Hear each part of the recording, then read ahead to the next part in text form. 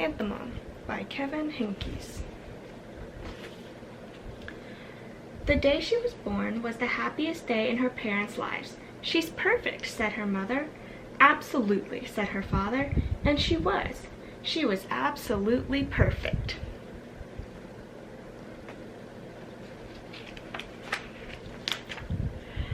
"Her name must be everything she is," said her mother.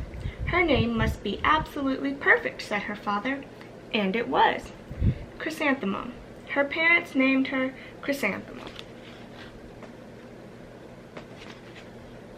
Chrysanthemum grew and grew and grew, and when she was old enough to appreciate it, Chrysanthemum loved her name.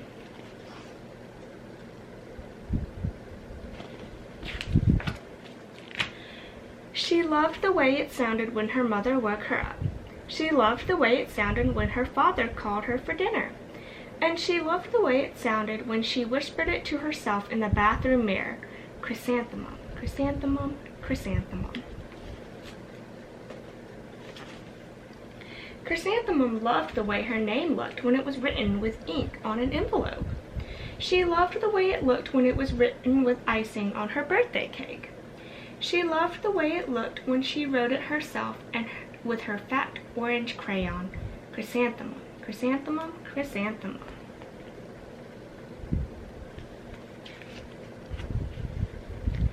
Chrysanthemum thought her name was absolutely perfect, and then she started school.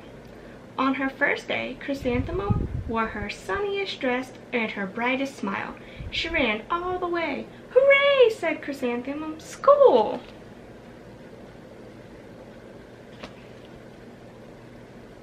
Alright, I want you to pause the video and I want you to fill out your fast chart, and when you've done that, I want you to continue playing this video. But when Mrs. Chud took roll call, everyone giggled upon hearing Chrysanthemum's name.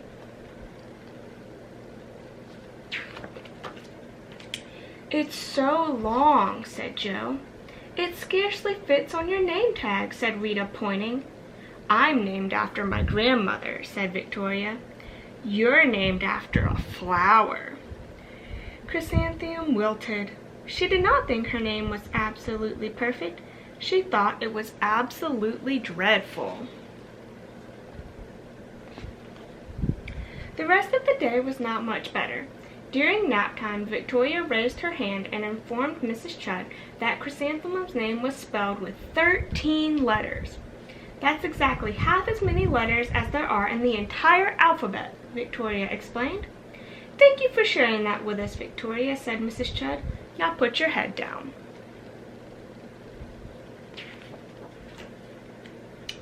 "If I had a name like yours, I'd change it," said Victoria, as the students lined up to go home. "I wish I could," thought Chrysanthemum miserably. "Welcome home," said her mother. "Welcome home," said her father. "School is no place for me," said Chrysanthemum. "My name is too long. It scarcely fits on my name tag, and I'm named after a flower." "Oh, pish," said her mother. "Your name is beautiful and precious and priceless and fascinating and winsome," said her father. "It's everything you are," said her mother. "Absolutely perfect," said her father.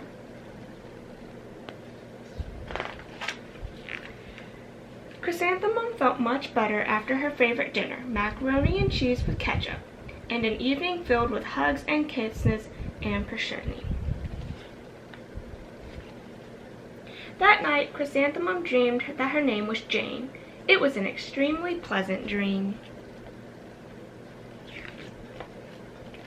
The next morning, Chrysanthemum wore her most comfortable jumper.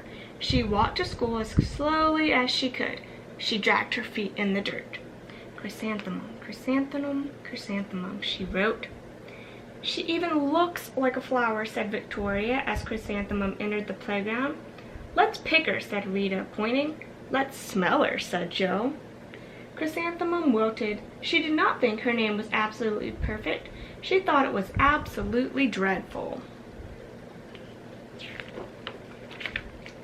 The rest of the day was not much better. During nap time, Victoria raised her hand and said, A chrysanthemum is a flower. It lives in a garden with worms and other dirty things. Thank you for sharing that with us, Victoria, said Mrs. Chud. Now put your head down.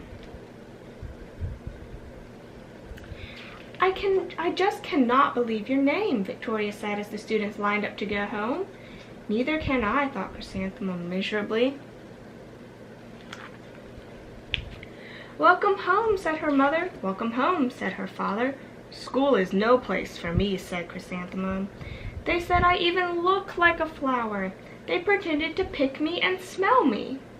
Oh, pish, said her mother. They're just jealous, and envious, and begrudging, and discontented, and jaundiced, said her father. Who wouldn't be jealous of a name like yours, said her mother. After all, it's absolutely perfect, said her father. Chrysanthemum felt a trifle better after her favorite dessert, chocolate cake with buttercream frosting, and another evening filled with hugs and kisses and parchesney. That night, Chrysanthemum dreamed that she really was a chrysanthemum. She sprouted leaves and petals. Victoria picked her and plucked the leaves and the petals one by one until there was nothing left but a scrawny stem. That was the worst nightmare of Chrysanthemum's life.